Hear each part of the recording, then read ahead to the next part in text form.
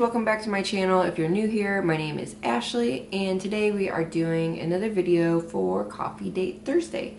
Today's topic is budgeting and savings tips, which I am loving since it is the first of the year. I'm trying to get everything, kind of back in order, trying to get organized again, and budgeting and saving is definitely high up on my list. So one thing that I've been loving is my Happy Planner. I am so happy that I got this. I've never used a planner like this before, and this has really helped me to organize a bunch of different things in my life and just kind of help me stay on the ball. I have everything in here from our schedules to our finances to meal plans and just various things like that. So I've been loving this. And another cool thing about this is that you can take pages in and out freely as you want. It's not like a spiral planner. If you rip a page out, then you're done with it. These can go in and out. That's something that I have found so helpful. So in my Happy Planner, I created a section especially for my finances. And this is what it looks like. This is the cover sheet, and I got this from scatteredsquirrel.com. I will leave a link down below so you can check out the printouts that she has to offer, because they're pretty amazing. I'm really liking them. So that is my cover sheet for my finances. And then in here I have stuff for our monthly budget, our spending log, how I organize my bills, and also for savings. So I think I'm going to start with savings, because that seems like the easiest thing to start with. So what I do for savings is I hoard money in a jar. Like seriously, here's my jar. It's quite empty right now because 2016 just ended, so I emptied it. So what I use this for is the 52-week challenge. And if you guys have never heard of that, it is super simple. Basically what you do, week 1 of the new year, you put $1 into your jar. Week 2, $2. Week 10, $10, and so on until you get to week 52 where you're putting $52 into your jar. So it's much easier at the beginning of the year than it is at the end of the year. And if you're the type of person that's kind of like searching for money to use for Christmas at the end of the year, I just suggest flipping this challenge backwards to where you're starting out at week 52 and you're putting $52 in, and then you're just going down all the way to the end of the year where you'll put $1 in for the last week.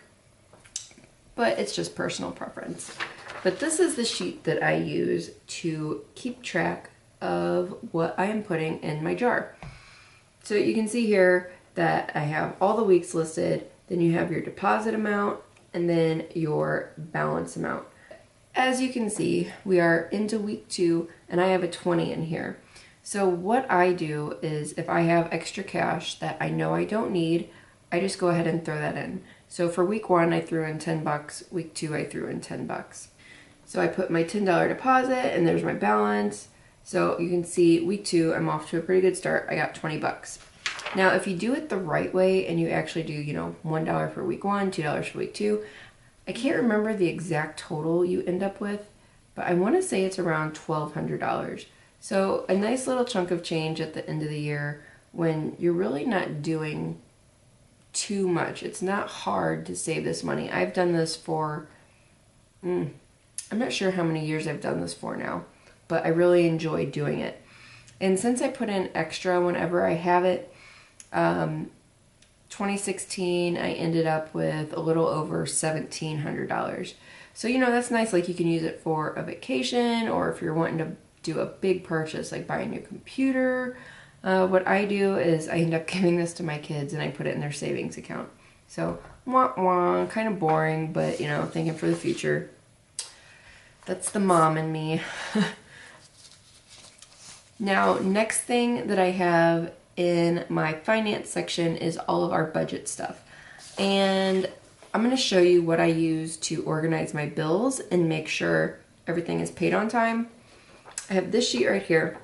All of my bills are listed on the left-hand side. Then we have the date that the bill is due. And then I have 12 columns for each month of the year. So this sheet right here is good for an entire year. I don't have to use anything else.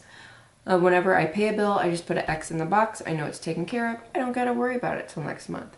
So really simple. If I'm questioning myself one day, like, oh man, I don't remember if I paid this or not, all I have to do is pull this sheet out and I know. So love this. I have been doing this for many years and it has helped me. I never have bills late. So yeah, it's awesome. If you are a person that has trouble like remembering that you have to pay your bills, I highly suggest this because it has really, really helped me with that. Next thing that I have is I have my monthly family budget, which is also from Scattered Squirrel. I printed this out off of her site. And there is a section for your income sources, all of your expenses, and then your savings. So if I have something that I only have to pay once a month, like a car loan, then I can just enter that amount in whenever I pay it. But if I have something like gas or groceries where that amount fluctuates every month, then I use a spending log, which also is from Scattered Squirrel. There is a column for the date, the description of what you're paying, a purpose, like if you go up to Target, if you just write Target, then you can write, oh, I bought clothes, whatever. And then your amount. So at the end of the month, I can look back at this and I'm like, okay, I got gas 5 different times, I total up the amount, and then I put it over here. So that way, after all of this is done, I know exactly how much money we brought in from our incomes, and I know exactly how much went out and to where it went out to. I know a lot of people use apps and things to do things, but it did not work for me. I am a paper and pen girl. I like doing it this way. So this is what works for me. And you know, we don't have like a very strict budget. Like I don't have something written down where it's like, okay, we can only spend $100 on eating out this month. We can only do this. But I like to know where we are spending our money. And if I see we are spending entirely too much in one area, then I know that we need to cut back. Like we were spending way too much on eating out just because of the convenience, but we were spending so much on it. So for the beginning of the year, I started meal planning, and I have already seen that it's really helped us cut that eating out cost. So that is what we do. It is not hard. Anybody could do it. Like I give papers like this to my daughter so she can learn how to budget and things like that. So really anybody can do it. If you can read, you can do this. Promise. If you guys have any questions about this, feel free to ask. I would love to hear from you, help you guys out, or if you have any tips, let me know what you guys do. Make sure you guys check out the playlist link down below for all the other ladies this month. You can see all the people that are participating and watch their videos and see what they do to budget and save. And that is all I have for you guys today. I will see you again next week with Coffee Date Thursday because I'm loving all the topics this month. Hopefully I can get all 4 of them up because that's like a record for me. I never end up making all 4. I usually only make like 1 or 2 a month. But I'm going for all 4 this month, so we'll see if it happens. Thank you so much for watching, and I will see you again next time. Bye!